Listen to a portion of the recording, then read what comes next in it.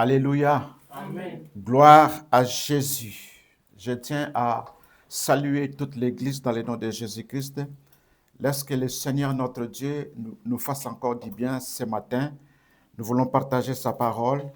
Nous vous saluons tous, même vous qui suivez à partir des réseaux sociaux. Que la grâce de l'Éternel nous accompagne tous pour la gloire de notre Père. Alléluia. Alors ce matin, nous avons un thème. Nous voulons parler d'un thème très important. Aujourd'hui, nous sommes le 8 mars 2026. Et le 8 mars, c'est un temps où dans le monde, on célèbre la journée internationale des droits des femmes. Amen. Hein? Il faut bien préciser, ce n'est pas la journée des femmes, mais c'est la journée internationale des droits des femmes. Et nous aurons à l'expliquer. Alors, sans plus tarder, je vais donner le thème de ce matin. Nous voulons parler de la femme. La femme selon Dieu. Comme c'est la journée internationale des droits des femmes, nous voulons parler de la femme selon Dieu. Parce que nous sommes dans les choses de Dieu. Amen. La femme selon Dieu. Ça, c'est notre thème de ce matin. Alors, je reprends, je dis, à l'occasion de la journée internationale des droits des femmes, nous voulons parler de quelques femmes de la Bible et de leur influence dans le monde d'aujourd'hui. Nous allons prendre les exemples dans la Bible de quelques femmes. Et nous allons voir comment ces femmes se sont conduites, se sont comportées durant leur vie, dans leur mariage. Comment ces femmes se sont comportées, se sont-elles comportées. Voilà, comme c'est la journée internationale des droits de la femme, nous, en tant qu'Église, nous allons parler de la femme selon Dieu. Alors, la femme selon Dieu, sans plus tarder, nous allons prendre nos Bibles. Nous sommes dans le livre de la Genèse. Nous venons voir la femme selon Dieu. Lorsqu'on parle de la femme selon qui? Selon Dieu. Que nous dit la parole de Dieu? Genèse chapitre 1er. À partir du Genèse chapitre 1er, à partir du verset 26 jusqu'au verset 28. Nous voulons voir la femme selon Dieu. Est-ce qu'on peut se mettre debout pour faire la lecture? Genèse chapitre 1er, 26 à 28. Nous lisons ensemble Genèse chapitre 1er, 26 à 28. 1, 2, 3 au nom de Jésus. Puis Dieu dit, faisons l'homme à notre image, selon notre ressemblance, et qu'il domine sur les poissons de la mer, sur les oiseaux du ciel, sur le bétail, sur toute la terre et sur tous les reptiles qui rampent sur la terre. Le verset 27. Dieu créa l'homme à son image, il le créa à l'image de Dieu. Il créa l'homme et la femme. Dieu les bénit et Dieu leur dit, soyez féconds, multipliez, remplissez la terre et l'assujettissez, et dominez sur les poissons de la mer, sur les oiseaux du ciel et sur tout animal qui se met sur la terre. Amen. Comme nous le savons, ici c'est le 6e jour, Dieu a eu la pensée de créer l'homme à son image et à sa ressemblance, afin que cet homme-là puisse dominer sur les oiseaux, sur les poissons et sur tous les reptiles qui rampent sur la terre. Alors, Dieu avait créé l'homme et la femme. Et pourquoi Dieu avait créé l'homme et la femme? Afin que cet homme et cette femme puissent être féconds pour remplir la terre, pour l'assujettisser et pour la dominer. Dominer sur tout ce que Dieu avait créé. Alléluia. Voilà. Mais comme nous sommes en train de parler de la femme, aujourd'hui, nous disons la femme selon Dieu. La femme selon Dieu. La femme selon Dieu.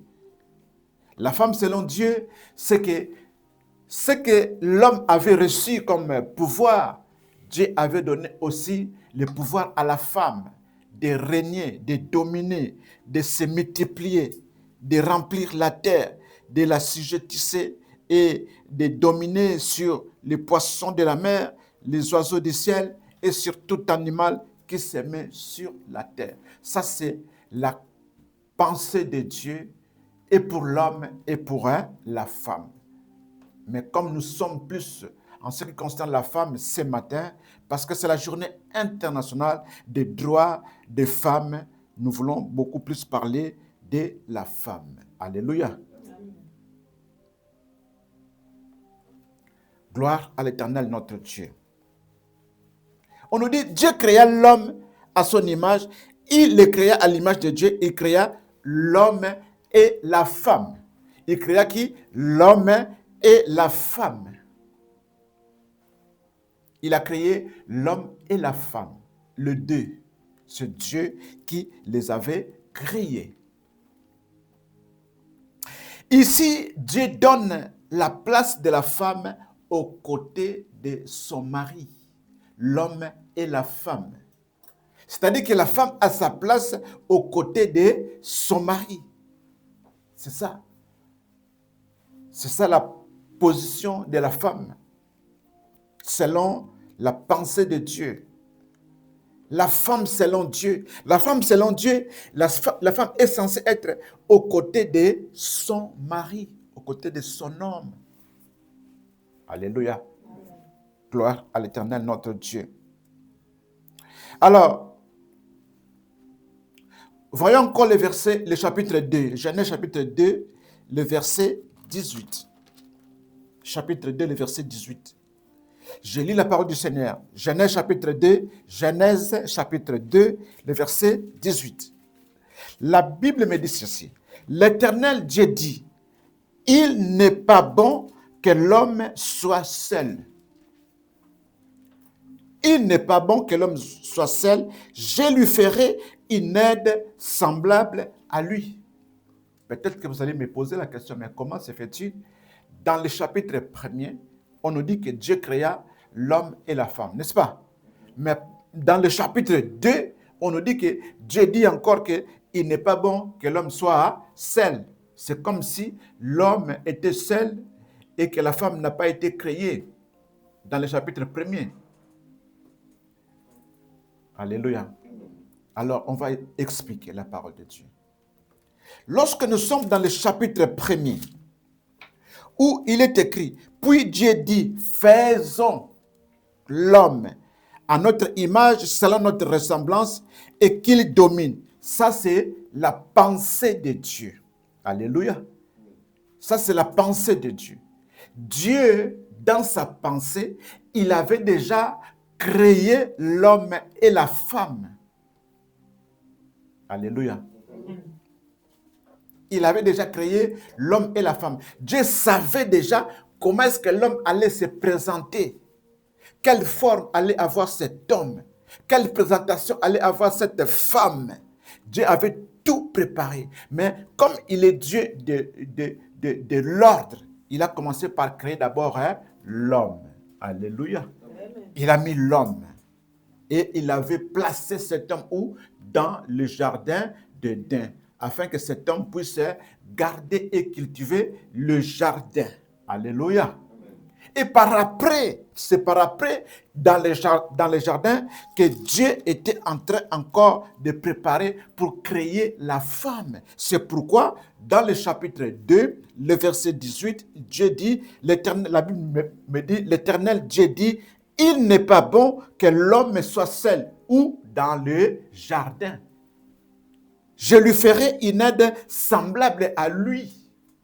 Alléluia. Donc, la femme selon Dieu est qui? Une aide qui est semblable à l'homme. Amen. Amen. La femme selon Dieu. Suivons très bien. Parce que nous allons faire la différence entre la femme selon Dieu et la femme selon l'homme. Lorsque nous disons selon l'homme, c'est-à-dire selon le monde. Amen. Parce que comme nous sommes en train de parler de la journée internationale des droits des femmes, voilà pourquoi nous voulons expliquer ces choses à l'Église afin que l'Église comprenne la pensée de Dieu, la femme selon Dieu. La femme selon Dieu, la femme est une aide pour l'homme. Alléluia. Il n'est pas bon que l'homme soit seul, je lui ferai une aide semblable à lui. Gloire à l'Éternel, notre Dieu. Une aide semblable, c'est sa compagne. Une aide semblable, c'est la compagne de l'homme. Parce que Dieu, dans sa préscience, dans son intelligence, dans sa sagesse, dans sa grandeur, il a vu que l'homme était incomplet pour pouvoir accomplir sa volonté. Alléluia. Pour accomplir la volonté de Dieu, ce qui est écrit dans Genèse chapitre 1er, à partir du verset 28, là où Dieu dit, Dieu les bénit, qui l'homme et la femme, n'est-ce pas? Et Dieu dit, et Dieu leur dit, soyez féconds. Comment est-ce qu'il devait être fécond si l'homme était tout seul? Alléluia. Alors il fallait que la femme soit là pour que cela puisse s'accomplir. Multiplier et remplissez la terre. Alléluia. Amen. Voilà. Gloire à l'Éternel, notre Dieu. Et dominer sur les poissons de la mer, sur les oiseaux du ciel. Ce travail-là demandait à ce que les deux soient ensemble. L'homme seul ne pouvait pas accomplir cela. Voilà pourquoi la Bible nous dit qu'il n'est pas bon que l'homme soit seul. Parce que la femme était une aide à l'homme. Il fallait que cette aide soit là pour que cette mission soit accomplie. Alléluia. L'homme seul ne pouvait pas continuer à vivre. Il fallait que la femme soit là afin que l'homme puisse continuer à vivre. Aussi, l'homme et la femme allaient permettre la continuité de l'espèce humaine. Alléluia. Gloire à l'Éternel. Lorsque Dieu parle de la femme qui est pour l'homme une aide, Dieu, en réalité, appelle la femme à jouer un rôle capital, un rôle important, un rôle crucial et un rôle primordial dans la vie de son mari. Alléluia.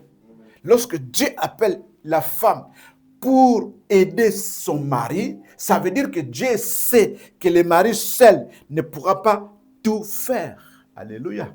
C'est pourquoi il a placé la femme à ses côtés comme une aide semblable afin que cette femme-là joue un rôle capital, un rôle crucial, un rôle primordial, un rôle important dans la vie de cet homme. Alléluia.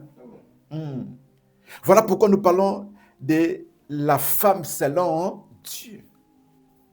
En ce jour de fête, les jours où le monde entier célèbre la journée internationale des droits des femmes.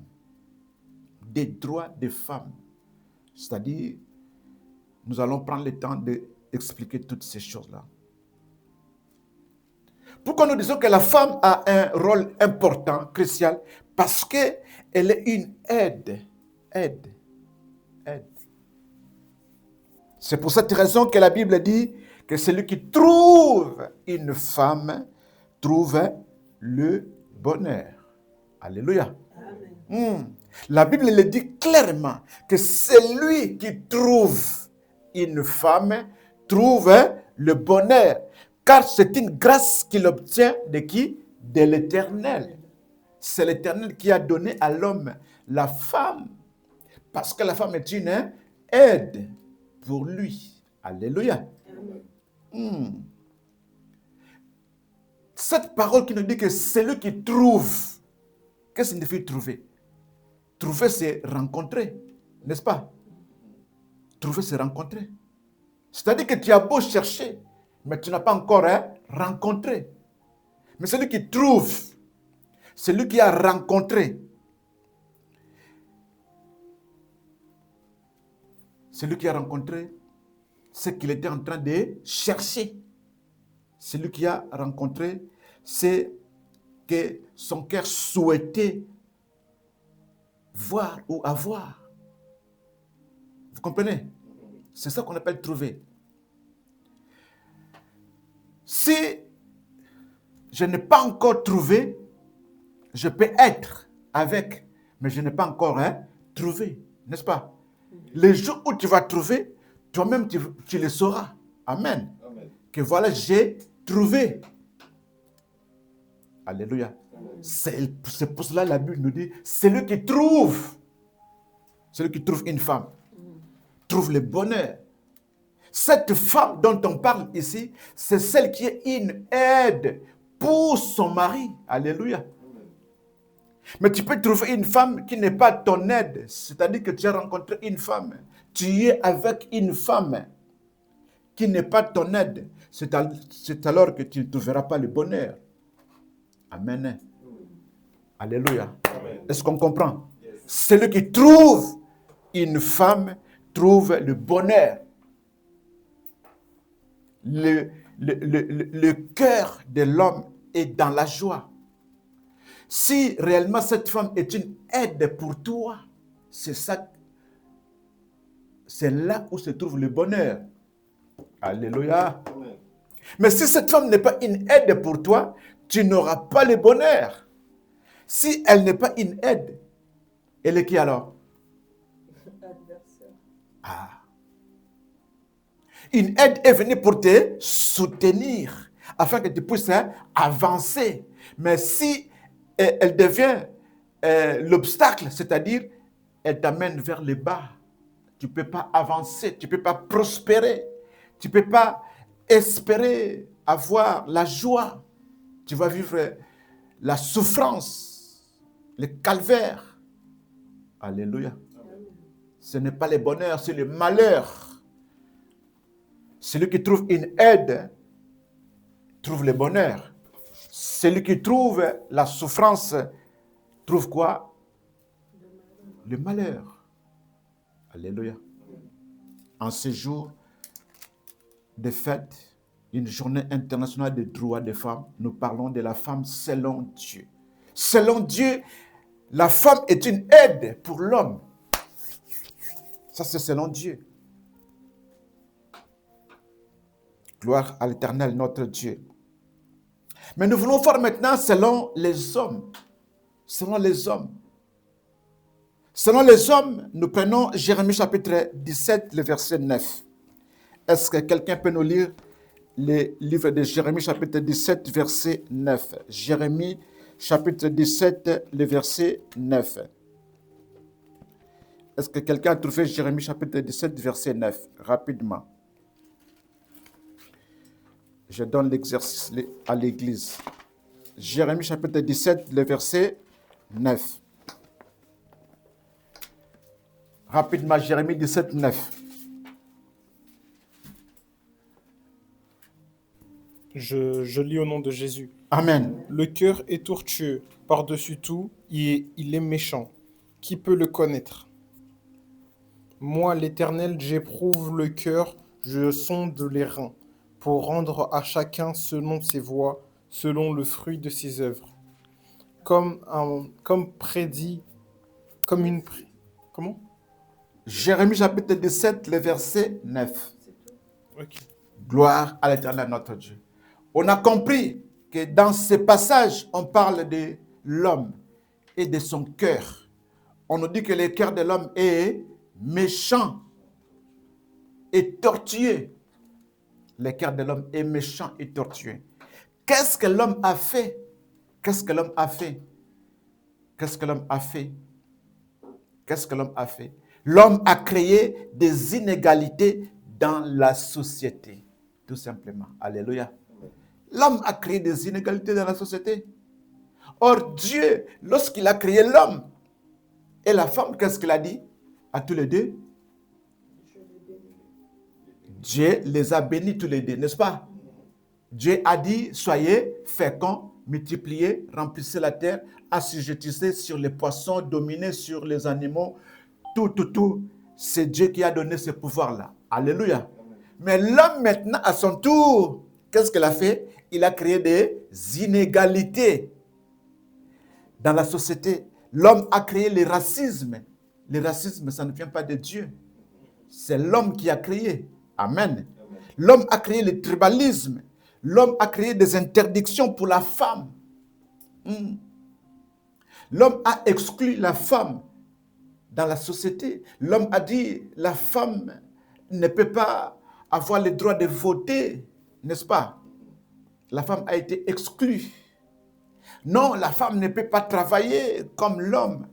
On ne peut pas avoir le même travail que la femme. Dans les mariages, il y avait aussi des différences, des discriminations. Alléluia.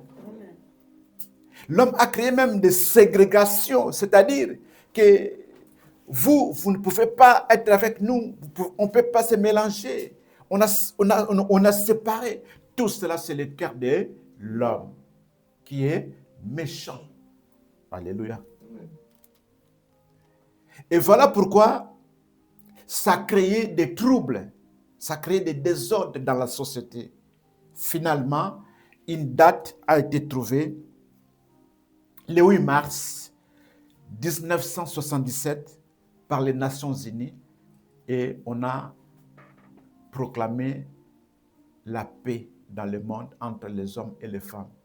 C'est pour permettre à ce que les femmes aussi puissent avoir les mêmes droits que les hommes. Alléluia. C'est pour cela qu'on parle de la journée internationale des droits des femmes, le 8 mars. Alléluia. Gloire à l'Éternel, notre Dieu. Alors, toi et moi, nous avons compris qu'une personne qui est appelée aide est un appui. L'appui intervient en faveur d'une autre personne qui se trouve en difficulté. Alléluia. Gloire à l'Éternel, notre Dieu. Amen. Alors, comme nous avons dit, nous allons prendre les quelques exemples de femmes dans la Bible et nous allons comprendre comment ces femmes-là se sont comportées. Est-ce que ces femmes-là ont rempli leur rôle, ont fait leur travail selon Dieu, à savoir la femme est appelée à aider son mari. Amen. Hein? Commençons par le premier exemple. Le premier exemple, hein? Adam et Ève. On a parlé d'Adam et Ève dans le jardin d'Éden, n'est-ce pas? Ève qui est venue par après, les gens me diront que mais c'est Ève qui nous a amenés dans les problèmes. Si nous souffrons aujourd'hui, si le monde est ce qu'il est, c'est à cause d'Ève. Parce que Ève avait mangé le fruit de l'arbre. Et à partir de cela, le mal est entré dans le monde. Le monde souffre. On souffre. Dieu a dit, tu mangeras par la sueur de ton front. Dieu a dit, tu es poussière, tu retourneras à la poussière. C'est pour cela que nous mourrons à cause de la femme. Mais laissez-moi vous dire une chose. Dieu, dans son amour, cette femme Ève qui avait péché, Dieu a encore sauvé cette femme.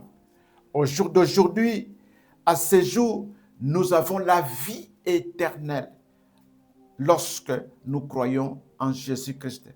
Dieu a voulu que le Messie puisse naître par une femme. Alléluia. Le Messie est venu par une femme qu'on appelle Marie. Dieu a racheté cette femme-là. Voilà pourquoi Dieu a voulu honorer encore la femme. Voilà pourquoi nous disons que oui, nous acceptons tout cela, que la mort est venue par la femme, mais laissez-moi vous dire aussi que la vie éternelle est aussi venue par la femme. Le Messie Jésus est venu par la femme. Voilà la femme selon Dieu. Alléluia. Est-ce qu'on a compris? Amen. Gloire à l'Éternel, notre Dieu. Là, c'était l'exemple de Adam et Ève. Prenons maintenant l'exemple de Abraham et Sarah. Nous prenons le livre de 1 Pierre chapitre 3, le verset 1 à 7. 1 Pierre chapitre 3, le verset 1 à 7. 1 Pierre chapitre 3,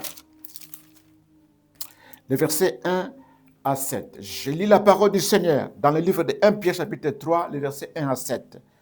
Femmes, soyez de même soumises à vos maris. Hein? Pourquoi on nous dit, femmes, soyez de même soumises à vos maris? Parce que lorsque Dieu avait créé Adam, Adam a été créé en premier et Ève est venue par après. Donc, l'homme était le responsable numéro un. C'était lui le chef. C'était lui le dirigeant. La femme est venue par après et la femme était tout simplement appelée à la soumission. On nous dit, femmes, soyez de même soumises à vos maris, afin que si quelques-uns n'obéissent point à la parole, ils soient gagnés sans parole par la conduite de leurs femmes. Ici, on parle de femmes qui servent Dieu, de femmes qui fréquentent l'Église, de femmes qui prient l'Éternel.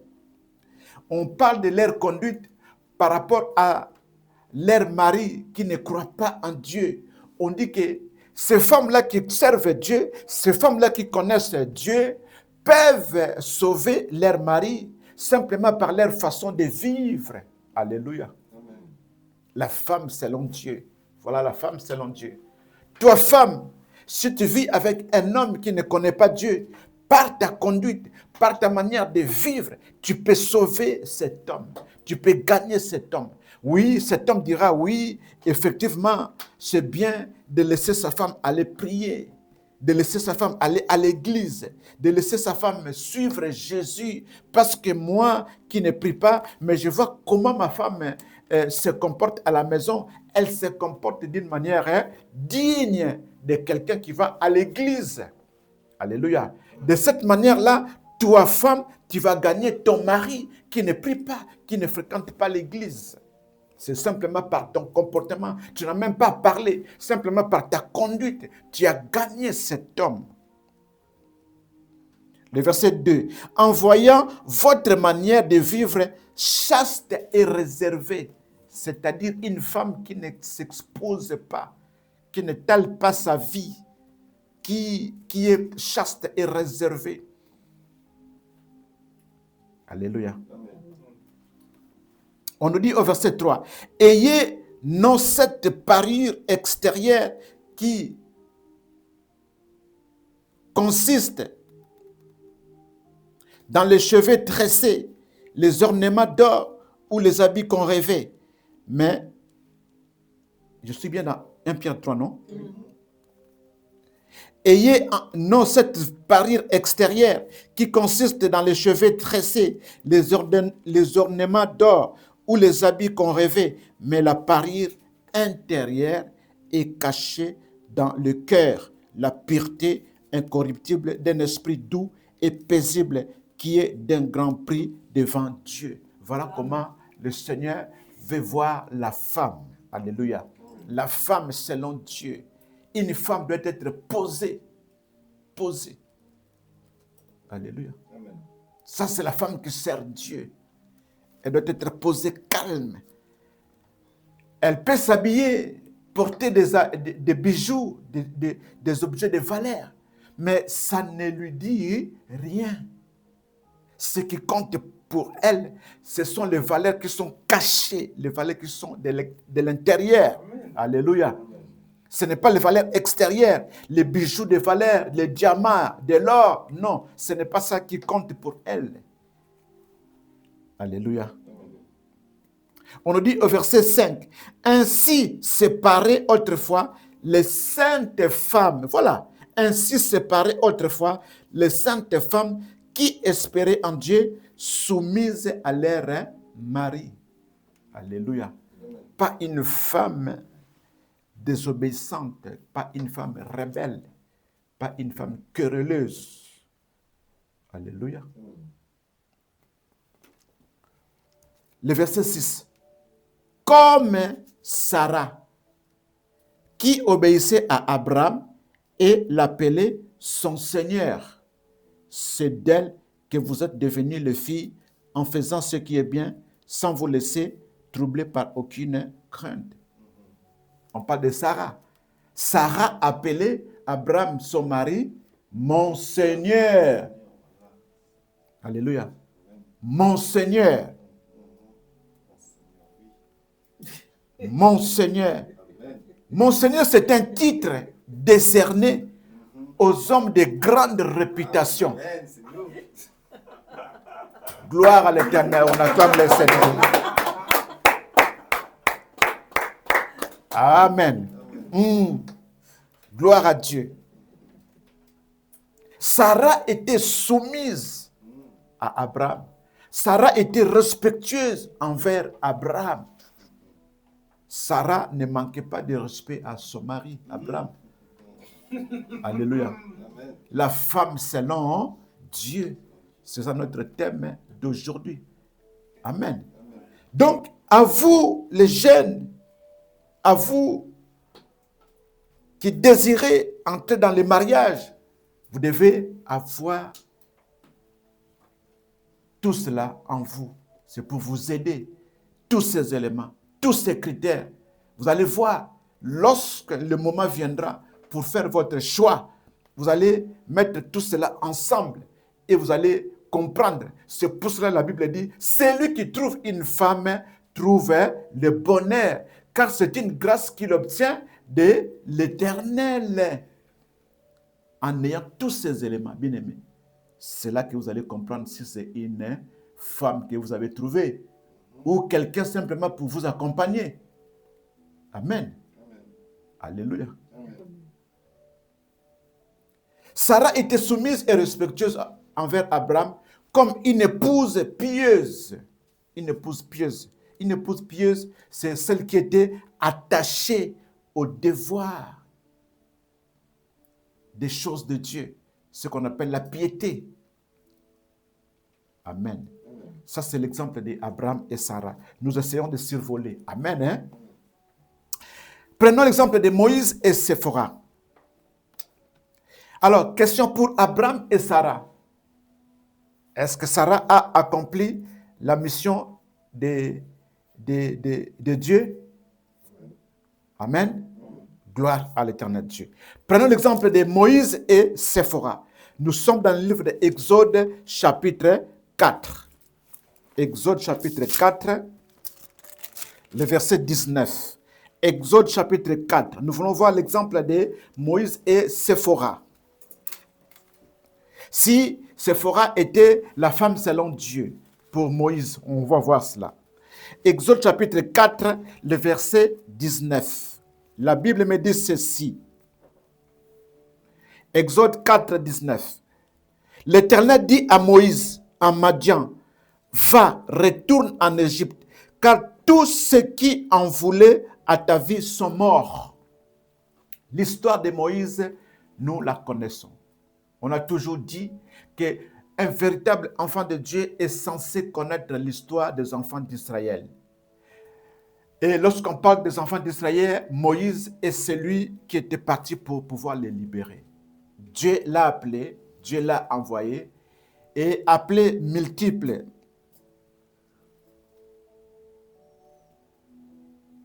opérations, Moïse a fini par partir. Mais ici, Moïse, lorsqu'il avait tué un Égyptien, il a fui, et c'est là où il est parti dans le pays de Madian, avait rencontré sa femme, Séphora. Et maintenant ici, Dieu lui parle dans ce pays-là, lui dit de retourner en Égypte parce que la mission n'était pas encore accomplie. Alléluia. Dieu lui dit de retourner. Ça, c'est le verset 19. Maintenant, nous voyons Moïse en train de prendre le chemin pour retourner en Égypte, pour accomplir la mission de Dieu. N'est-ce pas? Alors, nous prenons les versets 24 et 26. 24 jusqu'à 26. 24, 25, 26. Nous lisons la parole du Seigneur. Je lis au nom de Jésus le verset 24 de Exode 4, n'est-ce pas? On nous dit, pendant le voyage, En un lieu où Moïse passa la nuit, l'Éternel l'attaqua et voulut le faire mourir. Alléluia. Amen. Amen. Dieu veut maintenant tuer qui? Moïse. Mais comment se fait-il?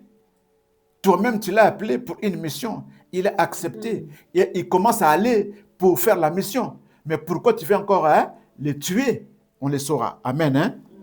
On nous dit au verset 25, Séphora. Qui est Séphora? C'est sa femme, n'est-ce pas? La femme de Moïse, n'est-ce pas? Séphora prit une pierre aiguë, coupa le prépuce de son fils et le jeta aux pieds de Moïse en disant, tu es pour moi un époux de sang. Et l'Éternel le laissa. C'est alors qu'elle dit époux de sang à cause de la circoncision. Alléluia. Qu'est-ce que ça veut dire? Moïse, en tant que serviteur de Dieu, appelé pour accomplir une mission, il a failli à l'ordre de l'Éternel. Il a failli à l'ordre de l'Éternel. Quel ordre? On nous dit à cause de la circoncision. C'est à cause de la circoncision que Moïse était tombé. Alléluia. Moïse n'a pas respecté tout ce que Dieu avait dit. Parce que Dieu a voulu que tout mâle, tout enfant mâle qui serait né en Israël soit circoncis dans les 8 jours qui suivaient. Alléluia. Mais Moïse ne l'a pas fait. Quand Dieu l'a appelé dans le pays de Madian de retourner en Égypte, il a pris tous ses enfants et les serviteurs, la femme, ils ont pris la route pour continuer. Et c'est là que Dieu voulut le tuer. Alors, la femme, comme elle est une aide, Séphora, comme elle est une aide semblable, qu'est-ce qu'elle a fait? Elle a compris. Elle avait la révélation de la parole de Dieu. Elle a compris. Elle a dit non, non, non, non, non, non, non, non. Je suis une aide pour cet homme. Je ne vais pas le laisser seul, sinon il va mourir. Si je n'interviens pas, il va mourir. Il va falloir que je puisse intervenir. Qu'est-ce qu'elle a fait? Elle a coupé le prépuce de l'enfant et elle a jeté le sang sur Moïse. C'est là que Dieu s'est souvenu de l'alliance qu'il avait tressée, qu'il avait tissée avec Moïse. Alléluia. Amen. C'est comme ça que Moïse a eu la vie sauve. Amen. Hein? Amen. Gloire à l'Éternel, notre Dieu. Amen. Voilà, le problème de Moïse, c'était ça. Moïse n'avait pas observé la loi de Dieu, à savoir la circoncision. Alors, Séphora est la femme selon le modèle de Dieu. Amen. Amen. Amen. Hein? Amen. Gloire à l'Éternel, notre Dieu. Voilà une femme qui est là pour te soutenir dans les besoins. Tu peux oublier, toi tu es un homme, tu es le chef, mais tu peux oublier quelque chose. La femme est là pour te rappeler ces choses-là, pour te dire non, là, tu n'as pas fait ça. Il faut le faire. Alléluia. Amen. La femme est une aide pour son mari. Avançons, prenons un autre exemple dans le livre de 1 Roi au chapitre 21. 1 Roi, chapitre 21. 1 Roi, chapitre 21. Nous voulons voir l'exemple de Achab et Jézabel. 1 Roi, chapitre 21. 1 Roi, chapitre 21, les versets 4 à 14. Je vais lire rapidement. S'il faut même sauter, je vais le faire parce que c'est long.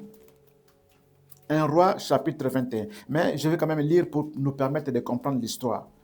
1 Roi, chapitre 21, les versets 4 à 14. Je lis ceci. La parole de l'Éternel au nom de Jésus.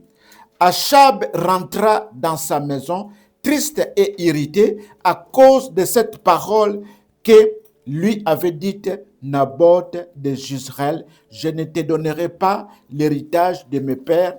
Et il se coucha sur son lit, détourna le visage et ne mangea rien. Achab fit le roi en Israël. Un jour, il est allé voir un homme, Naboth, pour lui demander de lui céder sa propriété. Et Naboth a dit non, je ne te donnerai pas parce que c'est notre héritage de la famille. Amen. Hein? Le verset 5. Jézabel, sa femme. La femme de qui? De Achab. Jézabel. Voilà pourquoi nous parlons de Achab et Jézabel. Jézabel, sa femme, vint auprès de lui et lui dit, pourquoi as-tu l'esprit triste et ne manges-tu point? La femme est venue quand même pour demander à son mari, mais qu'est-ce qui ne va pas? Je te trouve un peu triste. Qu'est-ce qui ne va pas? Dis-moi. Le verset 6, il lui répondit, j'ai parlé à Naboth de Jezreel, et je lui ai dit, cède-moi ta vigne pour de l'argent.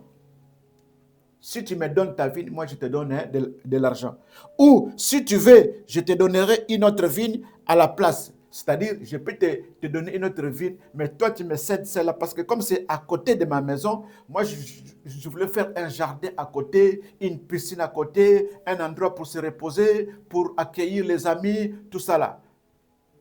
Mais il a dit, je ne te donnerai pas ma vigne.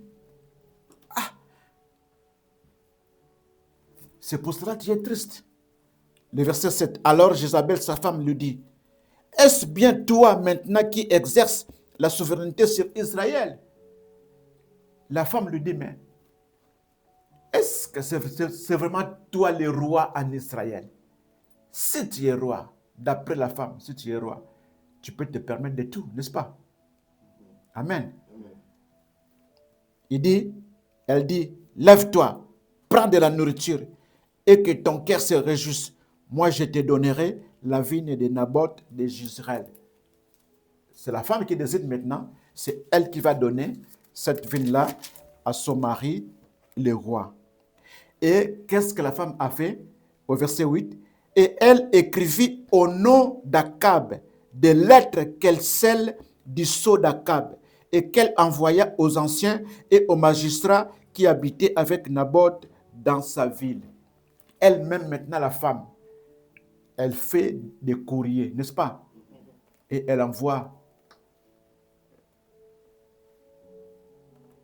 ce courrier-là aux anciens et aux magistrats de la ville où habitait qui? Naboth. Voici ce qu'elle écrivit dans ses lettres. Publiez un jeûne, placez Naboth à la tête du peuple et mettez en face de lui 2 méchants hommes qui déposeront ainsi contre lui. Tu as maudit Dieu et le roi, puis menez-les dehors, lapidez-les et qu'ils meurent. Donc, dans ces lettres, la femme a écrit comme quoi que non, vous allez accuser Naboth. Comme quoi, il a fait quoi? Il a parlé mal contre le roi et contre Dieu. Alors, dans ce cas, lorsqu'on parle mal contre le roi et contre Dieu, on sera lapidé. Alléluia. Voilà ce que la femme a préparé. Elle a envoyé des courriers, des lettres qui sont parties. Et le verset 11. Les gens de la ville de Naboth, les anciens et les magistrats qui habitaient dans la ville, agirent comme Jézabel le leur avait fait dire, d'après ce qui était écrit dans les lettres qu'elle leur avait envoyées. Ils publièrent un jeûne et ils placèrent Naboth à la tête du peuple. Les 2 méchants hommes vinrent se mettre en face de lui et ces méchants hommes déposèrent ainsi devant le peuple contre Naboth. Qu'est-ce que cela signifie? C'est-à-dire qu'ils ont fait de faux témoignages contre Naboth. Tout cela, c'est l'œuvre de qui? De la femme Jézabel. Naboth a maudit Dieu et le roi, puis ils le menèrent hors de la ville, ils le lapidèrent et il mourut. Et ils envoyèrent dire à Jézabel, Naboth a été lapidé et il est mort. Alléluia. En regardant l'histoire de Achab et Jézabel, est-ce que cette femme est une aide pour son mari?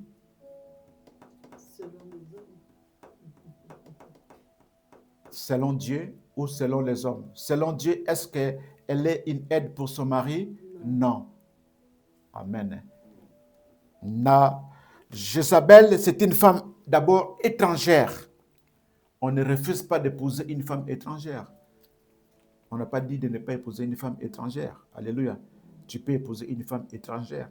Ça, ce n'est rien. Mais on avance. Une femme étrangère, deuxièmement, une femme méchante. Elle est méchante. Elle est une femme calculatrice. Elle est une femme sorcière. Elle est une femme meurtrière. Parce qu'elle a tué quelqu'un. Alléluia. Alors, lorsque vous mettez le tout ensemble, est-ce que vous allez épouser une telle femme? Alléluia. Amen. Amen. La femme, c'est leur Dieu. On nous dit, celui qui trouve une femme trouve le bonheur, n'est-ce pas? Mais si toi, tu tombes sur Jézabel, est-ce que tu trouves le bonheur? Non. Amen. Amen. Il faut faire attention à Jézabel. Amen. Hein? Amen. Alors, tout homme qui vit doit faire attention à cette femme et doit l'éviter. Parce que si tu l'épouses, c'est une source de problèmes. Amen. Hein? Avançons. 2 Rois, chapitre 4. On était dans 1 Roi. Maintenant, nous allons prendre 2 Rois, chapitre 4. C'est un peu particulier aujourd'hui, c'est un peu spécial parce que comme c'est la journée internationale des droits des femmes, c'est pourquoi nous parlons de femmes dans la Bible, de quelques femmes dans la Bible. 2 Rois chapitre 4, le verset 8 à 17. Je lis la parole du Seigneur. 2 Rois chapitre 4, 8 à 17. Un jour, Élisée, serviteur de l'Éternel, prophète de Dieu, passait par Sunem. Sunem, c'est une ville. Et il y avait là une femme de distinction qui le pressa d'accepter à manger. Et toutefois, toutes les fois qu'il passait, il se rendait chez elle pour manger. Nous sommes dans la ville de Sunem. Et il y a un homme qu'on appelle Élisée, serviteur de l'Éternel. Il avait l'habitude de passer dans cette ville-là. Et dans cette ville, il y avait une femme, on l'appelle une femme de distinction. Cette femme, à chaque fois, quand Élisée passait, cette femme l'appelait pour que Élisée puisse monter, manger chez elle. Amen. Hein? Le verset 9, elle dit à son mari, « Voici, je sais que cet homme qui passe toujours chez nous est un saint homme de Dieu. Faisons une petite chambre haute avec des murs et mettons-y pour lui un lit, une table, un siège et un chandelier afin qu'il s'y retire quand il viendra chez nous. » Elle fait la proposition à son mari. Bon, on l'accueille très souvent. Il mange et il finit, il continue son chemin. Mais c'est encore mieux qu'on le mette plus à l'aise, n'est-ce pas? Parce qu'après manger, on a quand même envie de se reposer un peu, le temps de digérer et de continuer le chemin, n'est-ce pas? C'est toujours bien, n'est-ce pas? Et la femme propose cela à son mari. Amen. Hein? Le verset 11. Élisée étant revenu à Sunem, se retira dans la chambre haute et y coucha. Donc, ils l'ont fait. Ils l'ont fait. Et quand Élisée est revenu, il a mangé, comme toujours après, il est monté dans la chambre pour se reposer un peu. Amen. Hein? Parce que sa route était longue. Il dit à Géasi, son serviteur, appelle cette Sunamite, cette femme de distinction, appelle-la. Géasi l'appela et elle se présenta devant lui. Et Élisée dit à Géasi, dis-lui, voici, tu nous as montré tout cet empressement. Tu nous as montré cet amour-là de nous accueillir chez toi ou chez vous. Que peut-on faire pour toi? Faut-il parler pour toi au roi ou au chef de l'armée? Elle répondit, j'habite au milieu de mon peuple. Élisée demande si on peut faire quelque chose pour toi, si on peut parler de toi au roi. Il dit, non, mais je suis chez moi. Je ne suis pas une étrangère. J'habite chez moi, n'est-ce pas? Donc, si vous parlez de cela au roi, le roi ne me fera pas de faveur parce que je suis citoyenne de la ville. Je ne suis pas une étrangère. Une étrangère peut-être, ou non, c'est quelqu'un qui vient d'arriver, donc il faut qu'on lui accorde des papiers parce qu'elle est sans papier, n'est-ce pas? Mais non, moi je suis citoyen de la ville, donc je n'ai pas besoin de papiers, j'ai mes papiers, n'est-ce pas? Vous comprenez? Le verset 14. Et elle dit, que faire pour elle? Géasi répondit, mais elle n'a point de fils et son mari est vieux. Et il dit, appelle-la. Géasi l'appela et elle se présenta à la porte. Élisée lui dit, à cette même époque, l'année prochaine, tu embrasseras un fils. Et elle dit, non, mon Seigneur, homme de Dieu, ne trompe pas ta servante. Le verset 17, cette femme devint enceinte et elle enfanta un fils à la même époque, l'année suivante, comme Élisée lui avait dit. Amen. Hein? Alors, question à l'Église. D'après vous, est-ce que cette femme, elle est selon le modèle de Dieu? Amen. Hein? Parce que, d'abord, elle reconnaît la valeur d'un vrai serviteur de Dieu, n'est-ce pas? Elle reconnaît la valeur. Quand le serviteur de Dieu passait, il dit non, tu ne peux pas. Ton trajet est long parce que tu vas jusque dans l'autre village là-bas, c'est trop long. Tu peux être fatigué alors. Repose-toi un peu, tu manges et tu continues ta route, n'est-ce pas? Mais après, elle est une femme qui ne fait pas de projet sans associer son mari. Elle est partie voir son mari pour lui dire, tu ne trouves pas qu'il serait mieux qu'on prépare une chambre pour lui, comme ça il a plus le temps de se reposer, n'est-ce pas? Et ils l'ont fait ensemble avec son mari, n'est-ce pas? Elle sait investir dans l'œuvre de Dieu. Elle a fait beaucoup de choses pour cet homme. Alléluia. C'est une femme qui est selon les modèles de Dieu. Amen. Gloire à l'Éternel Jésus. Nous allons voir le dernier exemple, l'exemple de Job et sa femme. Job et sa femme. Nous prenons le livre de Job. Le livre de Job. Job chapitre 1er. Job chapitre 1er. Le verset 6 à 12. Job chapitre 1er, le verset 6 à 12. Je lis la parole du Seigneur. Il y avait dans le pays d'Ut un homme qui s'appelait Job. Et cet homme était intègre et droit. Il craignait Dieu et se détournait du mal. Il lui naquit 7 fils et 3 filles. Il possédait 7000 brebis, 3000 chameaux, 500 paires de bœufs, 500 ânesses et un très grand nombre de serviteurs. Et cet homme était le plus considérable de tous les fils de l'Orient. Ses fils allaient les uns chez les autres et donnaient tour à tour un festin. Et ils invitaient leurs 3 sœurs à manger et à boire avec eux. Et quand les jours de festin étaient passés, Job appelait et sanctifiait ses fils. Puis il se levait de bon matin et offrait pour chacun d'eux un holocauste. Car Job disait, peut-être mes fils ont-ils péché et ont-ils offensé Dieu dans leur cœur. C'est ainsi que Job avait coutume d'agir. Amen. Hein? Je continue. Or, le Fils de Dieu vint un jour se présenter devant l'Éternel et Satan vint aussi au milieu d'eux. L'Éternel dit à Satan, d'où viens-tu? Et Satan répondit à l'Éternel de parcourir la terre et de m'y promener. L'Éternel dit à Satan, as-tu remarqué mon serviteur Job? Il n'y a personne comme lui sur la terre. C'est un homme intègre et droit, craignant Dieu et se détournant du mal. Et Satan répondit à l'Éternel, est-ce d'une manière désintéressée que Job craint Dieu? Ne l'as-tu pas protégé, lui, sa maison et tout ce qui est à lui?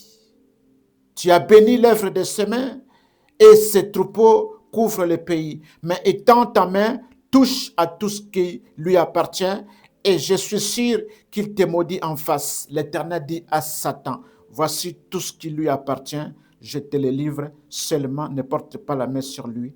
Et Satan se retira de devant la face de l'Éternel. Amen. Hein? Gloire à l'Éternel notre Dieu. Je vais sauter, je prends les versets 20 et 22. Le verset 20 à 22.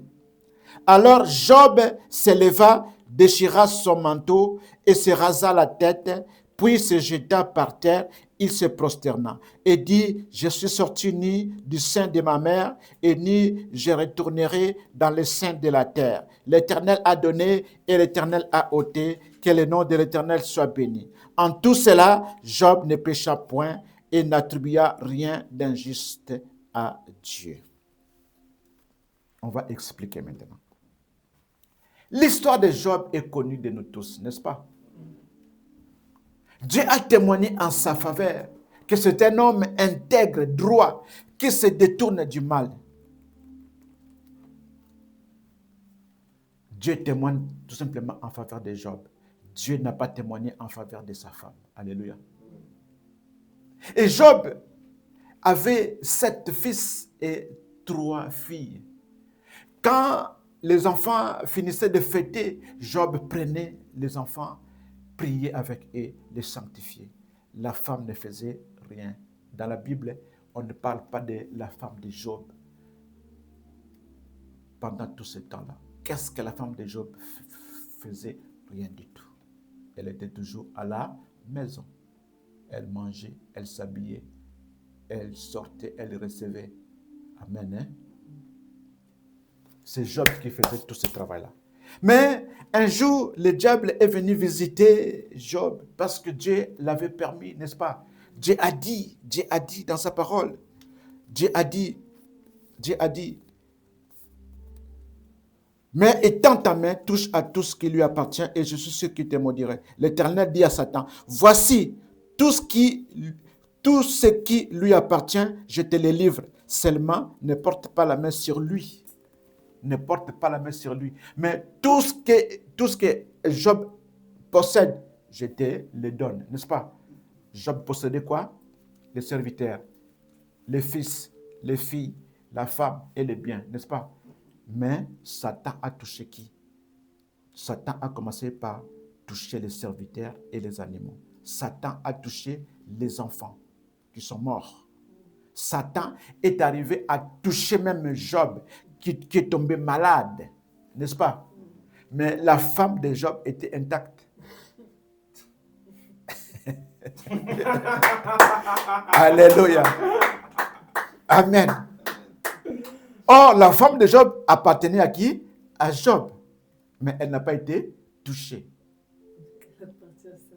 Alléluia. La femme de Job était une porte. Alléluia. La femme de Job était une porte. Elle n'était pas la femme selon les modèles de Dieu. Alléluia. Qu'est-ce que la femme a dit? Regardez, Job chapitre 2. Le verset 6 jusqu'à 10, hein, pour la bonne compréhension. Job chapitre 2, le verset 6 à 10. L'Éternel dit à Satan, voici je te le livre, seulement épargne sa vie. Et Satan se retira de devant la face de l'Éternel. Puis il frappa Job d'un ulcère malin depuis la plante du pied jusqu'au sommet de la tête. Et Job prit un tesson pour se gratter et s'assit sur la cendre. Sa femme lui dit, tu demeures ferme dans ton intégrité. Maudit Dieu et meurs. Mais Job lui répondit, le verset 10. Mais Job lui répondit, tu parles comme une femme insensée.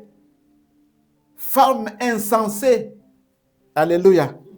Quoi? Nous recevons de Dieu le bien et nous ne recevions pas aussi le mal. En tout cela, Job ne pécha point par ses lèvres. Regardez, toi maman, toi femme.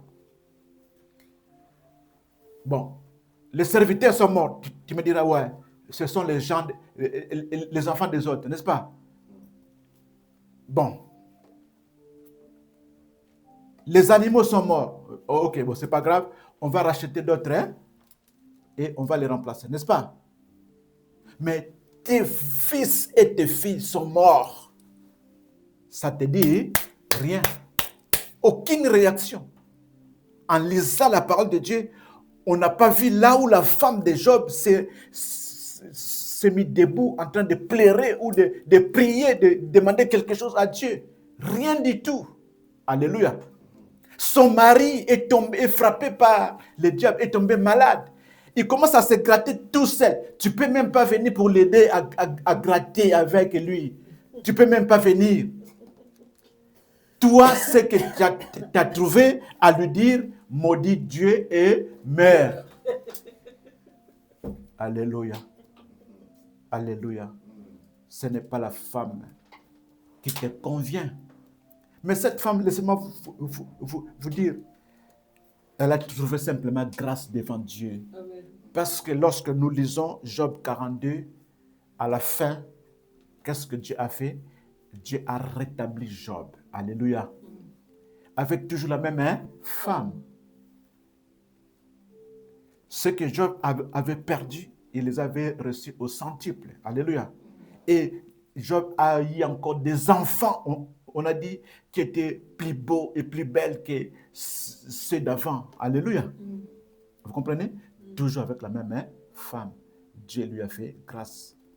La Bible nous dit, la femme selon Dieu. Alléluia. Est une aide pour son mari. Mais la femme de Job n'était pas une aide pour son mari. On a parcouru les quelques exemples, on a vu celles qui étaient réellement des aides pour leur mari et celles qui n'étaient pas des aides pour leur mari. En ce jour de fête, en ce jour de la femme pour la journée internationale des droits des femmes, on a expliqué cela.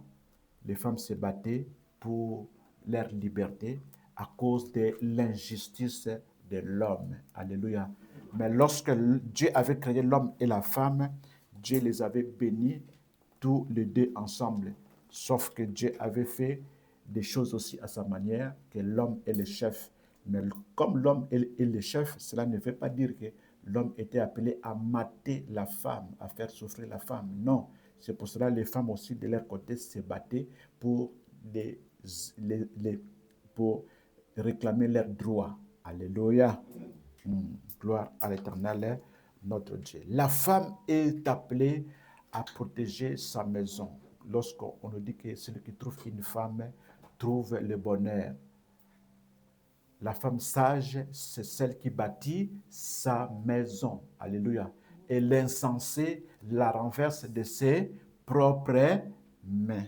Amen. Amen. Hein? En ce jour de fête, que chaque femme, là où elle est, qu'elle puisse bien prendre cette parole, la méditer encore davantage. C'était juste une manière d'extrapoler, d'aller vite, de survoler, de donner quelques exemples comme ça, rapidement, pour permettre à tout un chacun de se positionner, que ce soit l'homme tout comme la femme. Amen. Hein? Que Dieu vous bénisse.